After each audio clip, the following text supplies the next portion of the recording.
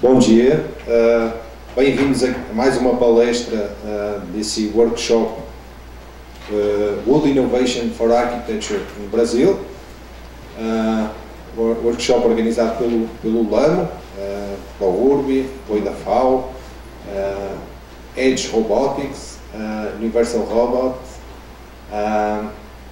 Obrigado a todos por estarem aqui hoje. Hoje temos o grande prazer de apresentar o Dr. Vítor Sardenberg. Temos o prazer por uma relação já longa que ele tem aqui com a FRJ e também posso dizer com ele mesmo. O Vítor já dá workshops nessa universidade tem mais de 10 anos. Ele veio cá ensinar, ainda era aluno da Mackenzie, né? Então o Vítor é arquiteto pela Universidade Mackenzie de São Paulo. Depois ele passou um período largo na Alemanha, cerca de 8 anos. Ele começou trabalhando lá em Frankfurt com Bernard Franken e com um conjunto de arquitetos bem interessantes na prática. O Vítor depois iniciou um mestrado na Staatsschule, não sei falar alemão, mas deve ser algo assim, em Frankfurt, onde começou também as suas primeiras experiências, ou continuou as suas experiências anteriores do digital, né? Depois desse mestrado, o Vítor começou uma experiência em Hannover, onde ele fez o doutorado, desenvolveu a sua pesquisa de doutorado, enquanto também começou partes de aulas e de ensino, que sempre esteve presente na vida dele, mas de uma maneira mais formal. Começou lá também em Hannover. E o Vítor, ao fim de algum tempo, decidiu que ele queria voltar ao Brasil. E o doutorado dele, na verdade, é um doutorado pela Universidade de Leibniz em Hannover e também pela Mackenzie. Então a gente tem a sorte hoje de poder aqui contar com um pesquisador pioneiro na área da robótica, da inteligência artificial e de muitas outras áreas também dentro da programação. Ele hoje vai falar um pouco dessa experiência, né? Porque realmente a experiência dele é muito vasta e a gente está muito agradecido aqui ao Vítor e está aqui curioso para ouvir tudo que ele vai falar. Obrigado, Vítor.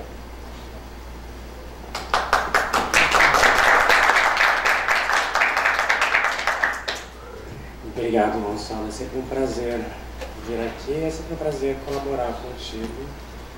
Obrigado a todos vocês que vieram tão cedo aqui para Grande Fundão. Eu montei uma pequena apresentação há alguns meses atrás sobre o que a gente fez em Hannover, em robótica. Eu lecionei por 7 anos a disciplina que a gente chama de Robots in Architecture, porque a gente acha que a robótica aplicada à arquitetura é uma coisa bem específica para os arquitetos. A maneira que os arquitetos usam a robótica é completamente diferente de como outras disciplinas usam a robótica. Mas eu queria dar um pequeno contexto. Em geral, eu não gosto de falar de mim mesmo, mas no Brasil é uma coisa muito comum os palestrantes contarem um pouco de si. Vou só pincelar que eu sinto que eu vivo uma crise de vida tripla, que eu faço 3 coisas diferentes, eu tento juntá-las e eu não descobri ainda como fazê-las. Que eu terminei meu doutorado faz 3, 4 meses e, por outro lado, eu também leciono, principalmente robótica, por 7, 8 anos. E, por fim, eu tenho os trabalhos que eu chamo de autocomissionados, que é a maneira elegante de falar que são os trabalhos que eu faço por mim mesmo, porque eu tenho prazer de fazê-los. Então, eu vou rapidamente mostrar. O meu doutorado é num tema que é um pouco espinhoso, mas para mim é muito prazeroso, que é essa área que se chama-se estética computacional, que é a possibilidade das máquinas fazerem julgamentos estéticos semelhante a como nós fazemos julgamentos estéticos. E esse interesse surgiu para mim porque, com as ferramentas digitais, paramétricas, de programação, de IA, é muito simples, rápido e barato de produzir centenas de milhares de opções de projeto. E a questão se torna como fazemos julgamentos, como escolhemos esses projetos, qual que vai ser de fato realizado. E tem muitos métodos quantitativos para tal, a performance estrutural, de fluxo de vento, acústica, performance ambiental. E se você olhar para boa e velha tríade vitruviana, quando a gente encaixa esses elementos de análise quantitativa de projeto, todos eles caem no uso ou na estrutura. E, no meu ponto de vista, essas ferramentas digitais de arquitetura produzem uma estética muito provocadora e muito interessante, mas os projetos raramente são defendidos a partir do ponto de vista da estética. Então, eu resolvi pesquisar a possibilidade de desenvolver métodos computacionais para fazer julgamento estético como uma maneira de explorar o espaço de possíveis projetos. Então, há 5, 6 anos, explorando como usar a visão de máquina e as redes neurais para aproximar o gosto estético de grupos de pessoas. E com isso eu desenvolvi uma maneira de mapear o espaço latente de possíveis variações de projeto. Então aqui, por exemplo, é possível ver uma aplicação disso para um pavilhão arquitetônico, em que nos eixos X e Y a gente consegue aproximar projetos que tenham uma estética semelhante e distanciar projetos que tenham uma estética diversa, mas o mais importante é inserir um terceiro eixo, que é uma rede neural que ela coloca para cima, mais próximo de quem está visualizando, os projetos que têm mais apelo estético para um grupo específico de pessoas e coloca mais ao fundo aqueles que a rede neural suspeita que não seja o mais interessante ou apelativo. E isso permite que a gente consiga descartar opções que são menos populares. Que é o trabalho que eu apresentei agora há pouco. E o meu outro lado, que é esses projetos autocomissionados, é uma palavra que no Brasil tem uma conotação muito negativa, que é do especulativo, do especulador, que a gente carrega essa ideia do capitalismo financeiro especulativo e das implementações da exploração especulativa da cidade, mas tem um outro sentido de especular possíveis presentes e possíveis futuros, que são os projetos que eu me divirto fazendo. E não vou falar deles, só vou mostrar algumas imagens que me dão prazer de produzir. E são projetos que eu acredito que são um pouco de uma caricatura do mundo em que vivemos hoje, o mundo que propomos hoje, na esperança de produzir uma provocação para imaginarmos outras realidades que são possíveis, porque a realidade que a gente vive hoje não é possível mais. E nos últimos anos, no último ano, eu tenho dedicado toda a minha pesquisa para a inteligência artificial. Eu achava, quando eu terminei meu mestrado em Frankfurt em 2016, eu achava que duas coisas eram modas que iam passar. Uma era a robótica, a outra era a inteligência artificial. E eu estava completamente enganado, porque desde então minha pesquisa inteira foi em robótica e em IA. E isso aqui são algumas imagens do que eu vou apresentar, infelizmente não pessoalmente, no SIGGRAD no mês que vem, que são ilustrações das cidades invisíveis do Italo Calvino. Minha ideia era explorar até que ponto a inteligência artificial consegue extrapolar o que ela já viu. E as cidades invisíveis é um caso interessante, porque realmente são descrições maravilhosas de cidades que não existem, ou existem de alguma maneira. Mas o que eu separei para mostrar para vocês hoje, que tem mais a ver com o contexto do nosso workshop, é minha prática de ensino em robótica. Então, como pesquisador de doutorado, meu interesse era na estética. Como projetista especulativo, meu interesse é em especular sobre futuros possíveis. E como professor, eu passei um longo período na Alemanha lecionando robótica. E quando eu vim para São Paulo há alguns meses, eu fiquei curioso, porque eu não sabia se eu ia sentir saudades de lecionar robótica, porque é muito gostoso quando funciona, mas a maior parte do tempo a gente está lá falando um monte de palavrão internamente, dando porrada na mesa internamente.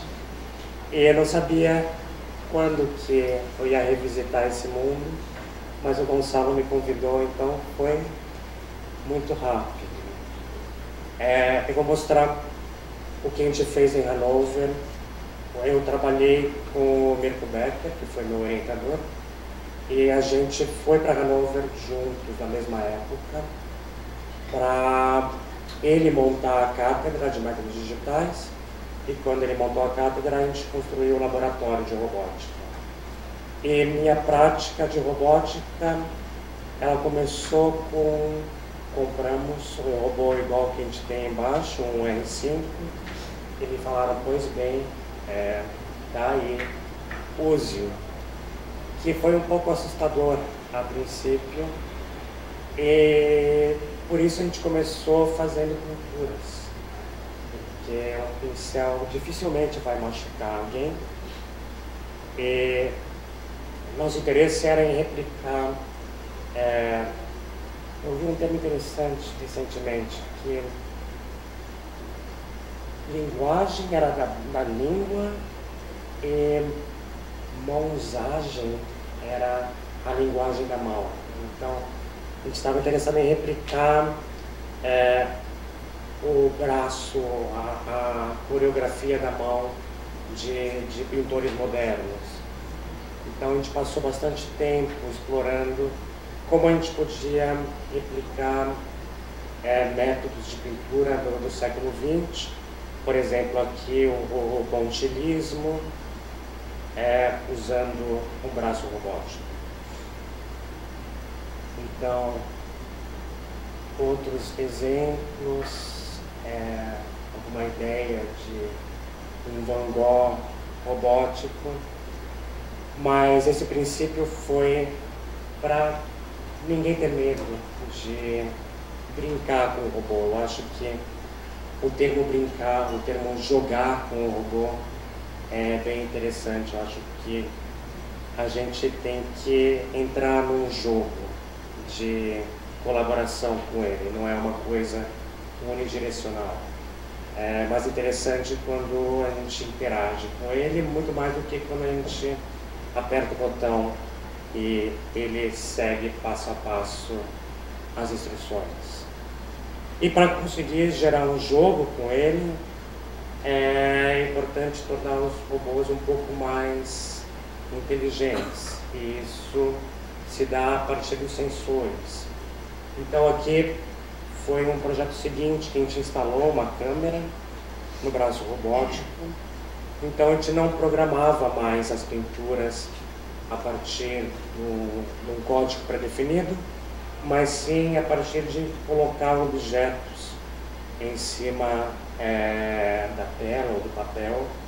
E porque o robô consegue ver, ele consegue também desviar desses objetos, produzindo esse tipo de desenho meio campo magnético, respondendo à posição dos objetos. E em contraste com a linda apresentação que o Roberto fez ontem, fazendo um contínuo entre engenharia e arquitetura, a nossa abordagem era fazer um contínuo entre as artes e a arquitetura. Então, o movimento do robô, ele é uma coreografia do robô. Então, a gente começou a pesquisar como o campo da coreografia poderia nos ajudar a produzir programação robótica. E começamos a gravar movimentos de dançarinos e dos alunos para traduzi-los em objetos espaciais, em instalações, mas também no próprio movimento do robô. Então, essa aqui foi uma das primeiras explorações dessa coreografia robótica que nos interessa muito. E mesmo com o R5, que é um robô pequenininho, a gente criou uma espécie de jigsaw, um quebra-cabeça tridimensional. E como é de se esperar, um quebra-cabeça tridimensional é um pesadelo de se montar. E nesse momento a gente começou a se interessar também pela realidade aumentada e começar a criar uma conexão entre a robótica com sensores e os humanos aumentados pela camada digital. Então, por um lado, os robôs com sensores se tornam um pouco mais humanos, porque eles conseguem estar cientes do ambiente que eles estão operando. E por outro lado, os humanos com a realidade aumentada se tornam um pouco mais robóticos, porque eles conseguem visualizar essa camada de informação digital e serem mais precisos. Então, essa foi uma tradução de uma coreografia para um objeto espacial, usando a inspiração da coreografia tanto para produzir o objeto, mas também para produzir o movimento do robô. E começamos a explorar como a gente poderia criar uma conversa em tempo real com o R5 para tornar um diálogo mais interessante, não unidirecional. E começamos a pensar como a gente poderia colaborar com o robô para expandir as possibilidades do robô. Então esse aqui é um vídeo de uma série de colunas que a gente desenvolveu com os alunos para expandir os limites do robô a partir de uma colaboração com um ser humano, com um trabalhador. Então, é o mesmo robô que temos lá embaixo. E a gente instalou uma série de sensores do HTC Vive, que é o jogo de realidade virtual, que a gente usa muito, porque ele tem um sistema de localização extremamente preciso. Eu só joguei ele uma tarde, o resto do tempo a gente usou para localização espacial de objetos de uma maneira bem precisa. E aqui vocês podem ver que é uma ferramenta montada no robô que nós mesmos fizemos, que é uma coisa que nos interessou muito por muito tempo, que era, ao invés de focar em construir objetos, a gente focou em construir as ferramentas para produzir objetos arquitetônicos. Então, o nosso seminário era muito mais em produzir a peça que você encaixa no robô, a ferramenta que você encaixa no robô, muito mais do que construir alguma estrutura. E descobrir o que era possível a partir dessa ferramenta. Pensar o que a ferramenta faz, o que ela pode fazer, mas muito mais o que só ela no robô é capaz de produzir. Então aqui você vê um bloco de isopor de 2 metros, que é muito além da área que o robô é capaz de trabalhar. Ali vocês viram o sensor do Vive sendo colocado para o robô ter ciência da localização, e conforme as pessoas movem o bloco, o robô é ciente da localização dele, então ele é capaz de produzir precisamente um elemento muito maior do que seria possível com um robô dessa escala.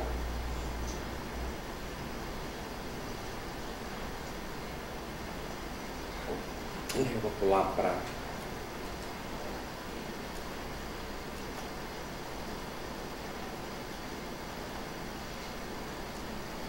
E é um processo engraçado de fabricação, porque você corta tudo, nada aparece, até o último momento, que é agora, quando você coloca aí, despe o objeto e ele se revela. E como todos nós, surgiu a pandemia.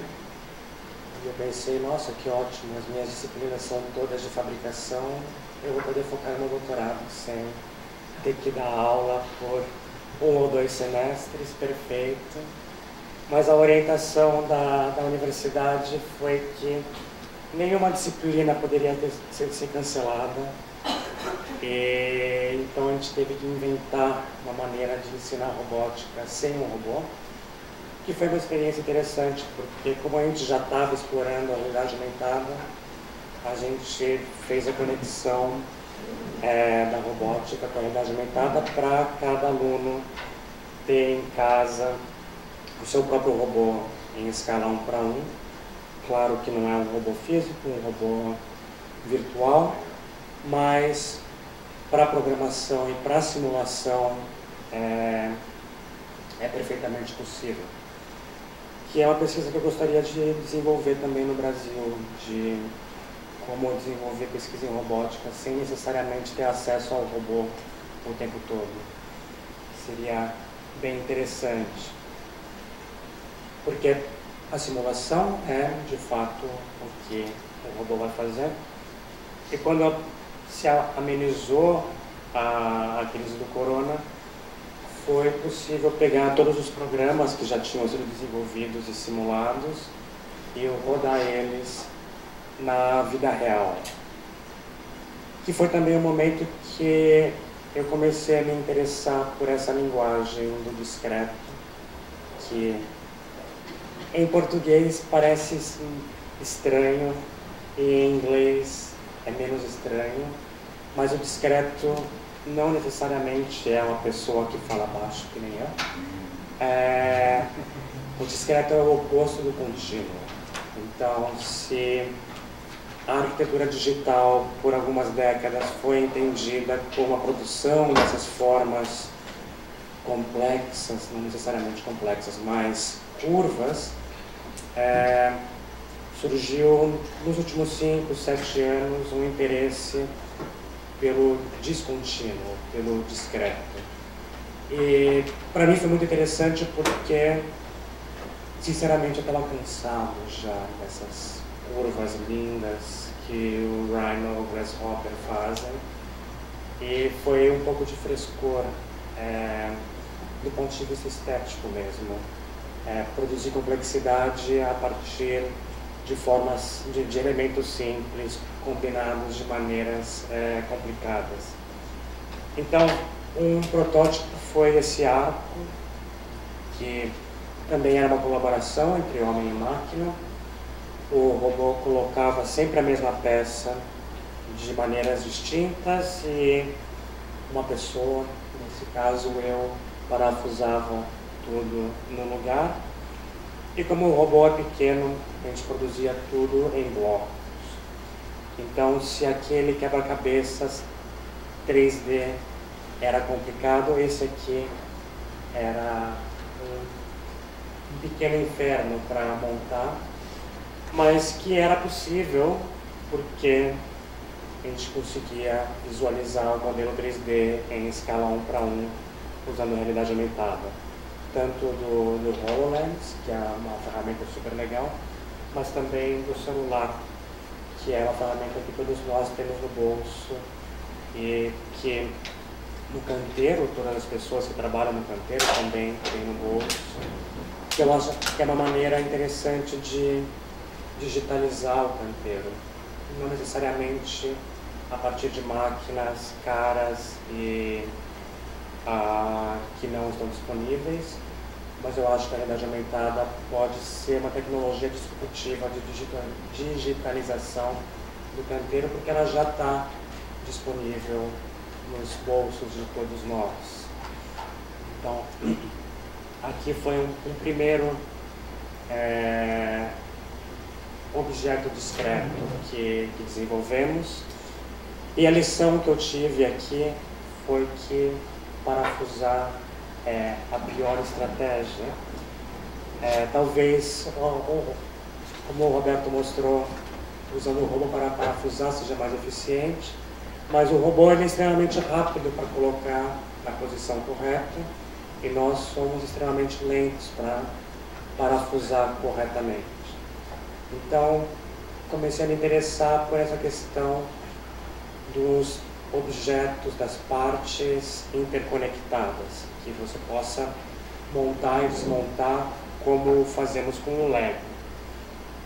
E desenvolvemos um certo tijolo, que tem a escala de um tijolo, mas que ele é pensado para se interconectar e pensado especificamente para a garra do robô que estávamos usando.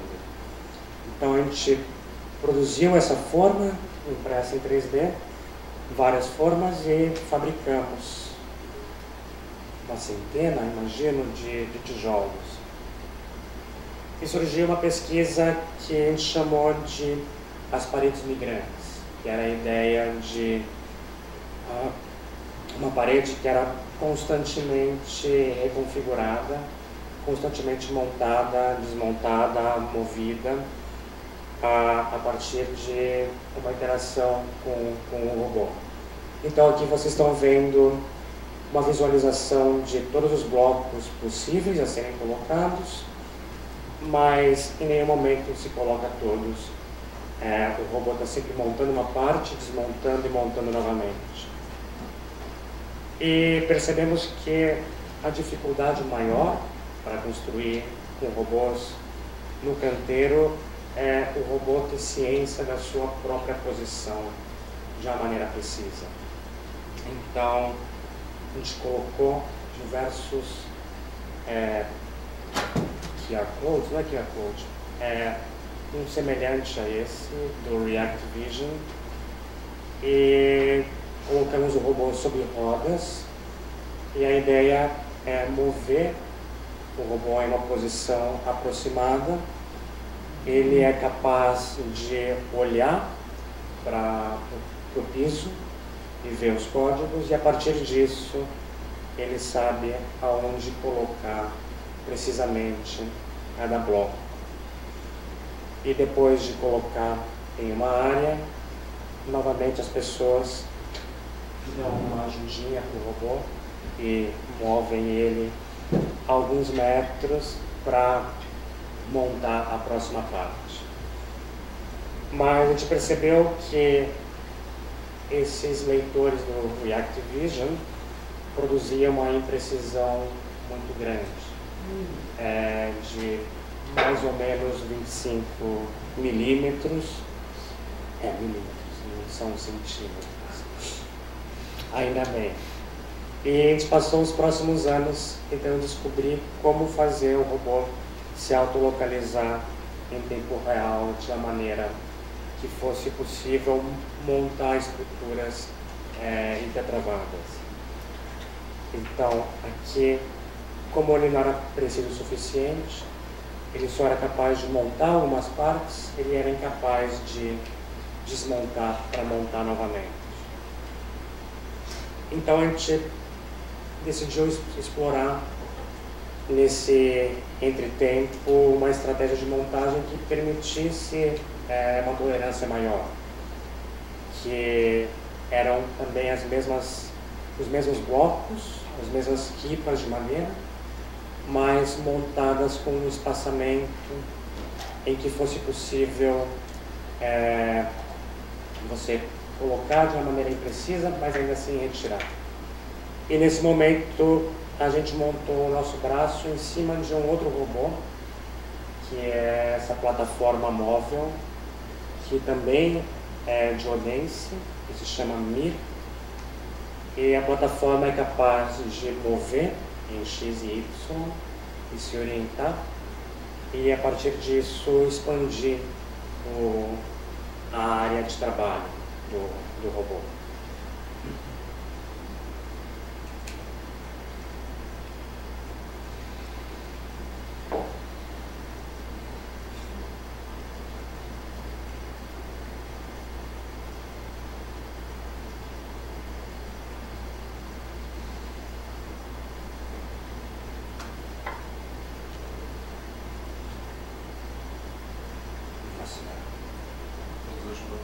Como é que a gente está de tempo?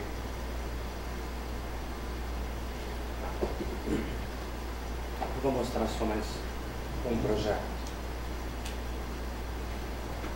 Mas vocês entenderam o espírito. O robô se move uma posição, ele coloca as peças que estão dentro do limite dele, e depois ele se move para a próxima posição.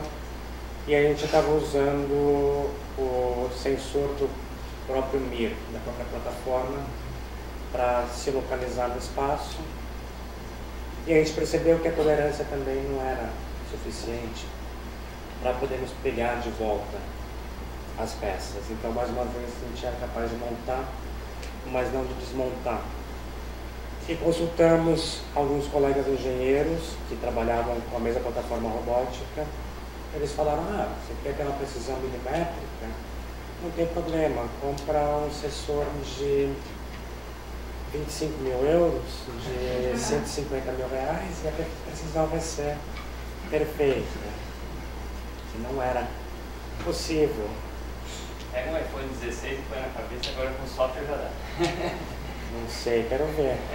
Vou ficar feliz de ver. Depois a gente faz. Então a gente montou aqui uma câmera com uma lente de fisheye, olho de peixe.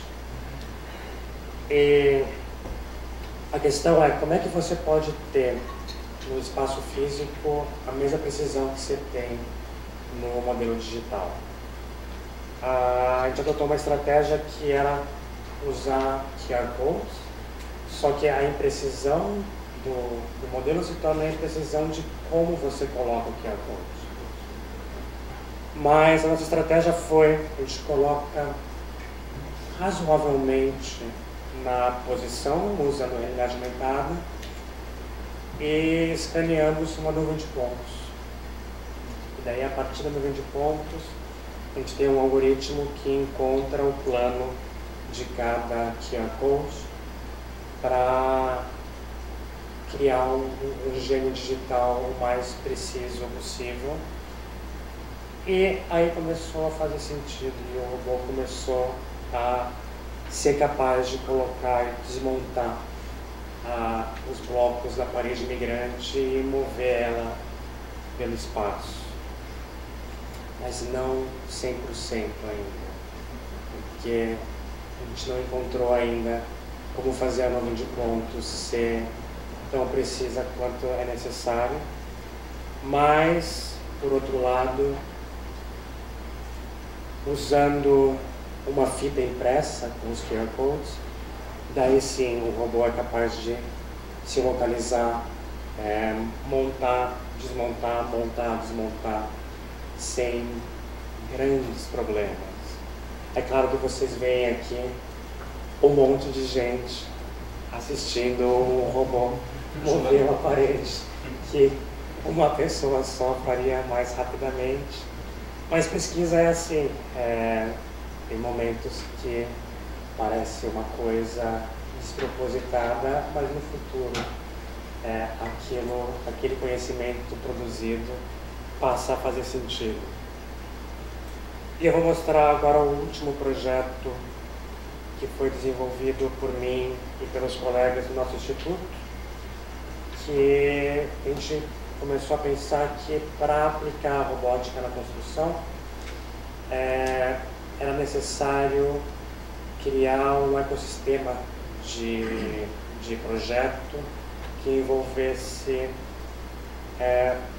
um sistema material, um componente que fosse interconectado, capaz de ser montado e desmontado, que fosse completamente conectado com uma ferramenta de projeto, porque quando você projeta na escala do elemento interconectado, você não pode mais fazer um retângulo numa planta em CAD ou um sólido no modelo 3D e falar isso é uma parede.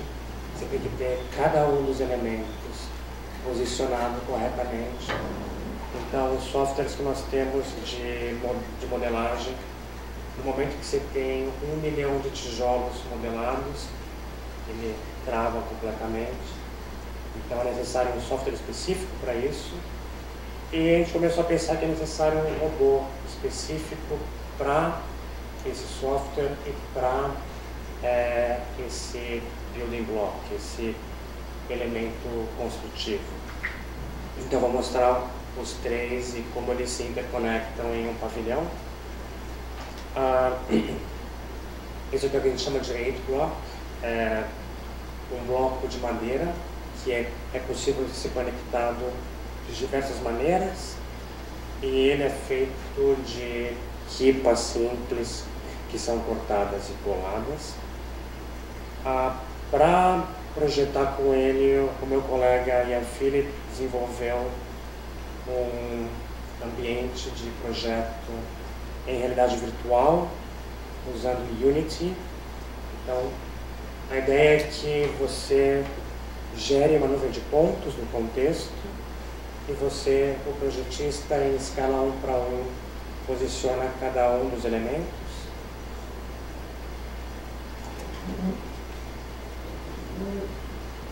E tem que ser em um ambiente em uma ferramenta de jogos como o Unity, porque ele é super otimizado para placa de vídeo, então você pode ter milhões de partes sem ter nenhum atraso na visualização disso.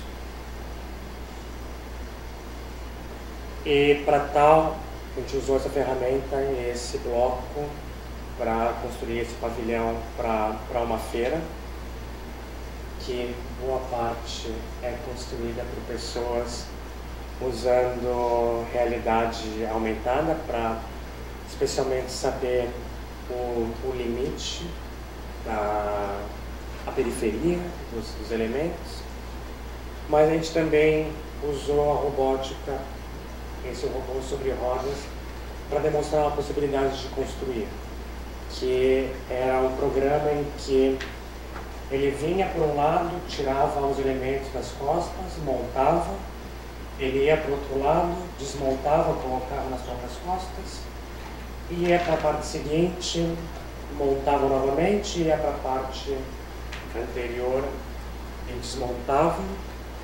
E infelizmente eu não tenho um vídeo bonitinho disso, porque a gente passou muitos dias para fazer funcionar corretamente, e 5 minutos antes da feira abrir, um pequeno conector quebrou.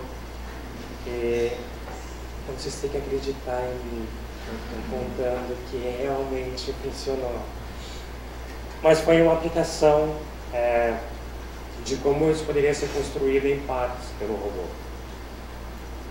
Em partes porque, claramente, esse robô, sobre o Mir, ele é capaz de produzir até uma certa altura. Então a gente começou a pensar também como poderíamos produzir elementos pré-fabricados fora do sítio, usando o robô para produzir partes e usando a colaboração com as pessoas para produzir outras partes que seriam aplicadas com o robô. Então aqui também é o mesmo L5, mas num eixo linear que permite que ele seja extremamente preciso e expande a área de trabalho dele. Então aqui a ideia era de uma viga para ser construída pelo robô e carregada para ser montada no sítio. E aqui, nesse momento, a gente já era capaz de montar e desmontar as estruturas usando visão computacional para saber precisamente quando o robô está sobre rodas, ou usando o eixo linear, que é super preciso. Quando a gente resolveu esse problema da localização do robô, a gente começou a pensar numa outra maneira que o robô fosse capaz de se localizar e fosse capaz de construir estruturas que são maiores do que ele mesmo, que em inglês a gente chama de Relative Robots, que em português seria robôs relativos, que é um nome curioso, mas é a ideia de robôs que são capazes de subir na própria estrutura que eles montam e eles são capazes de corrigir a própria localização da maneira que eles se encaixam em cima da estrutura. Então, aqui é um exemplo de um pequeno robô que a gente produziu, que ele é capaz de andar numa estrutura de Lego e ele tem um pé específico para encaixar nessa estrutura de Lego. E o interesse aqui é, ao invés de termos 1, 2 ou 3 robôs super caros, capazes de fazer milhões de coisas de uma maneira super precisa, a gente pensa que uma maneira de robotizar o canteiro é tendo muitos robôs que sejam super baratos, que sejam capazes de fazer só uma coisa, mas que essa única coisa eles façam direito. Então a gente começou a desenvolver esses pequenos robôs que movem nas estruturas que eles montam, e a única coisa que eles fazem é tirar uma peça e colocar uma peça no lugar e subir nisso.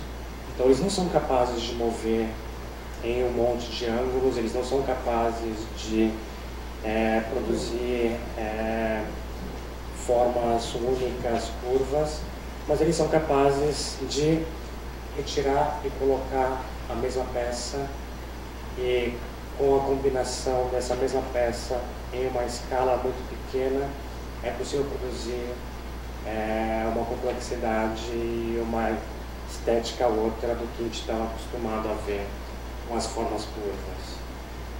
E o último robô que eu vou mostrar é esse que o meu colega Youssef está desenvolvendo no doutorado dele também em Hannover, que é a ideia de um robô simples que ele tem, acho que 3 eixos apenas, mas ele é capaz de pegar um componente que é desenhado especificamente para o robô, e o robô é desenhado especificamente para o componente, e colocar ele no local e mover para a próxima posição.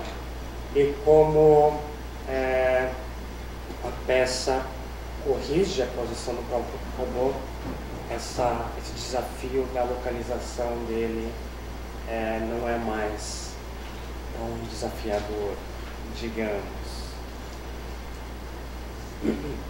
E aqui como seria, por exemplo, uma viga desenvolvida, construída por esse robô.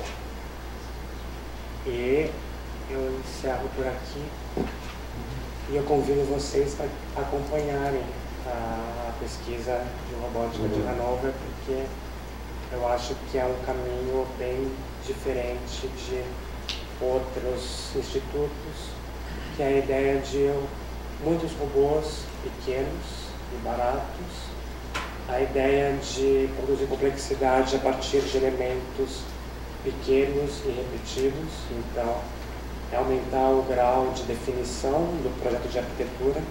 Então os modelos 3D de uma casa têm milhões de elementos, porque a gente está modelando na escala de algo como uma peça de Lego, que é uma coisa que a gente vai explorar também nos próximos dias, que é usar essa parte que vocês estão desenhando, que é uma parte simples, mas a gente combina ela de uma maneira tão definida, tão intrincada, que só é possível ser montada pelo robô, porque são dezenas, centenas de peças com ângulos específicos, e produzimos um efeito estético e uma performance interessante a partir dessa outra lógica do discreto. Isso.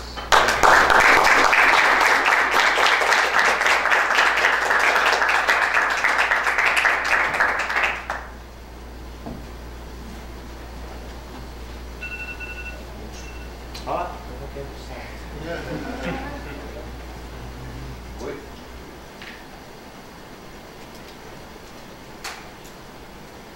Oi? Vamos aproveitar aqui, primeiro dar os parabéns aqui, excelente apresentação do Vítor, e aproveitar para colocar vocês para perguntar aqui alguma coisa. Vamos.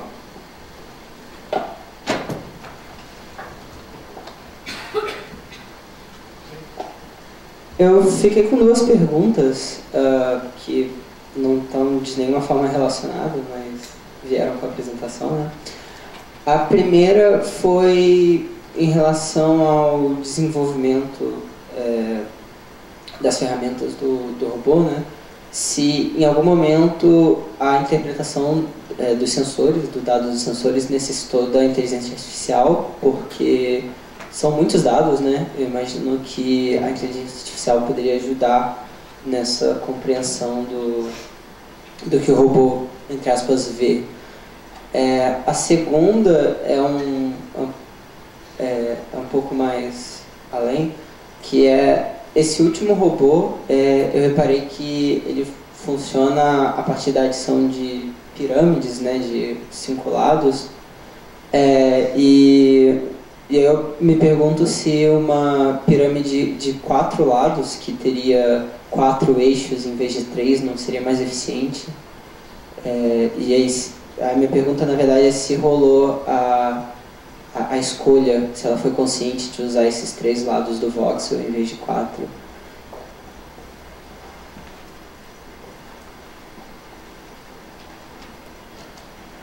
Tá, a primeira pergunta eu acho que eu sei responder, a segunda eu não tenho certeza. Bom, inteligência artificial é esse termo mágico agora, esse grande guarda-chuva que tudo é inteligência artificial e tudo não é ao mesmo tempo.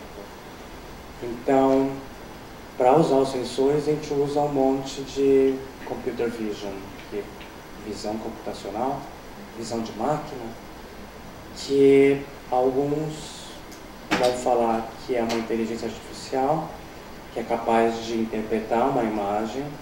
Outros vão falar que não, porque tem uma definição diferente. Mas o tempo inteiro, os sensores, a gente usa a computer vision para fazer sentido do que está sendo visto. Porque, em geral, quando a gente usa uma câmera, a gente captura um monte de pixels, só que para o robô não faz nenhum sentido um monte de pixels. A gente tem que, de certa maneira, interpretá-los e transformar em geometria para conseguir operar. Então, se é inteligência artificial, sim e não. Talvez seja inteligência artificial de 10 anos atrás, não o sabor de inteligência artificial que a gente fala mais recentemente. e sobre como seria o mais eficiente ao invés daquele, acho que chama rhomboide, aquela geometria curiosa, que ele é basicamente um cubo que 2 faces tem uma pirâmide para dentro e 4 faces tem pirâmides para fora. Então, talvez uma pirâmide de 3 faces eu nunca explorei, porque a minha parte da robótica era pegar o que os colegas já estavam desenvolvendo no ambiente de projeto e nos blocos a serem montados e descobrir como fazer isso com o robô. Mas talvez faça sentido. Não sei se possibilitaria a rotação também. E se fosse um tetaedro, né? Seria um eixo para baixo e 4 e 3 para cima. Eu preciso sentar com um caderninho, mas fiquei curioso para explorar essa possibilidade.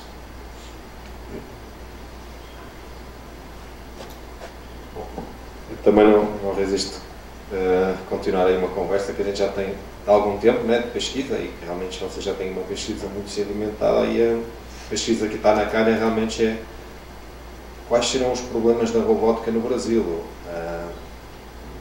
Esse campo de pesquisa que você tem tido esses problemas, quais que você imagina que possam ser quer os problemas, quer as aplicações, né? E daqui um pouco contra a corrente também, perguntando aqui se essa programação, por exemplo, pode ajudar a resolver problemas complexos no Brasil, mais do que essa AI vistosa, né? Que a gente nunca sabe muito bem o que é que vem, de onde vem, para onde vai. Então, estou perguntando aqui para você dar umas palavras para o futuro aqui do que a gente precisa. Eu acho que o Brasil é um contexto especial para a aplicação da robótica na arquitetura, porque na Europa, nos Estados Unidos, nos países ricos, capital, que é maquinário, é barato, e trabalho, que é mão de obra, é caro. E o Brasil, infelizmente, é exatamente o oposto. Capital e maquinário é super caro, super valorizado, e trabalho e mão de obra é super barato. Então, o argumento da aplicação da robótica na construção na Europa é: a gente usa os robôs porque a gente consegue ser mais eficiente economicamente do que se a gente contratasse pessoas que são bem pagas.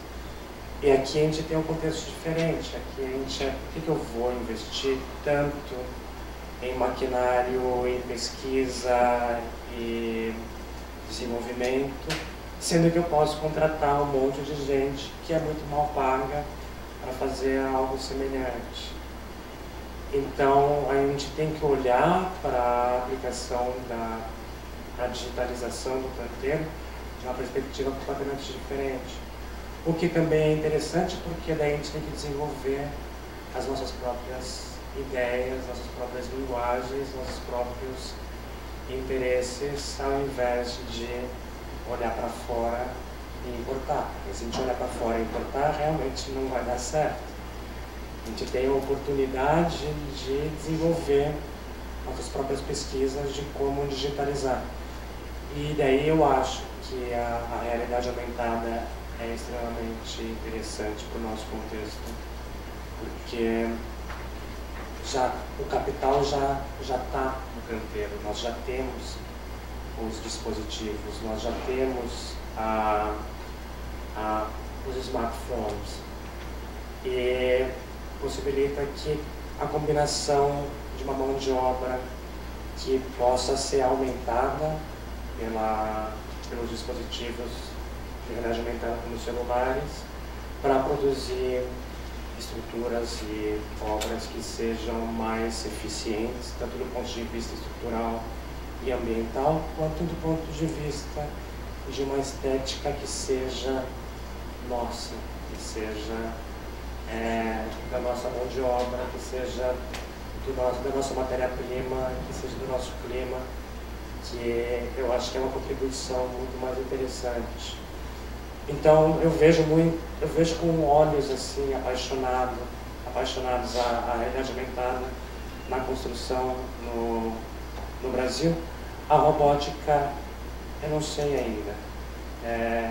E meu interesse de voltar para cá também é descobrir como que a gente pode produzir uma pesquisa de robótica sul-americana, do sul global, que nem você tem feito com os colegas. Bom, a gente tem tempo para mais uma. Obrigado, Vitor. A colaboração continua a ser a palavra-chave, né? O robô.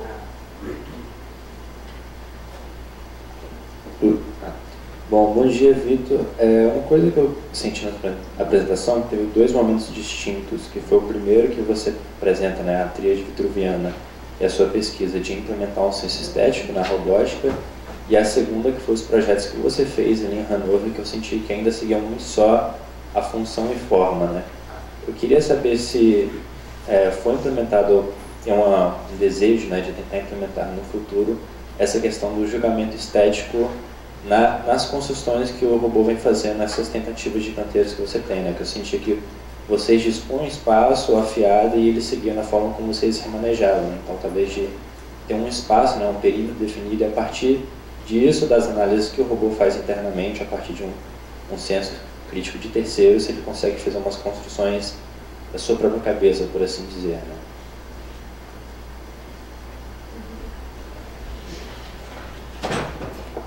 Obrigado. A resposta é não. Esse método de estética computacional, ele foi desenvolvido em paralelo e não houve ainda um diálogo. Eu desenvolvi esse sistema de avaliação estética e só apliquei ele em 2 projetos.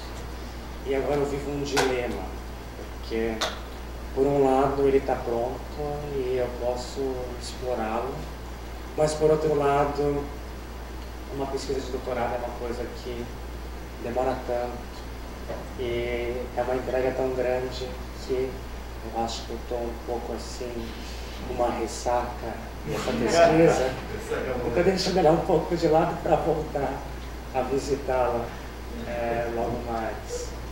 Mas, sem dúvida, seria uma aplicação interessante, até porque a otimização dessas arquiteturas conectadas, discretas, ela é bem complicada, porque o espaço de possibilidades ele é exponencial. Então, você tem uma peça que tem uma possibilidade, 2 tem 4, 3, 8, 4, 16. Então, quando você tem milhares de peças, tem um espaço enorme de possibilidades de explorar.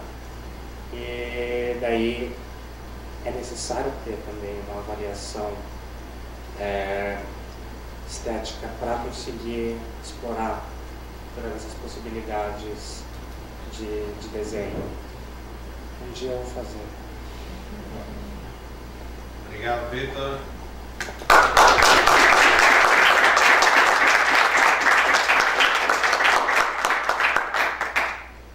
Podem continuar as perguntas lá embaixo, mesmo quem não está no workshop também está convidado para passar lá e sentir um pouquinho do que a gente está testando.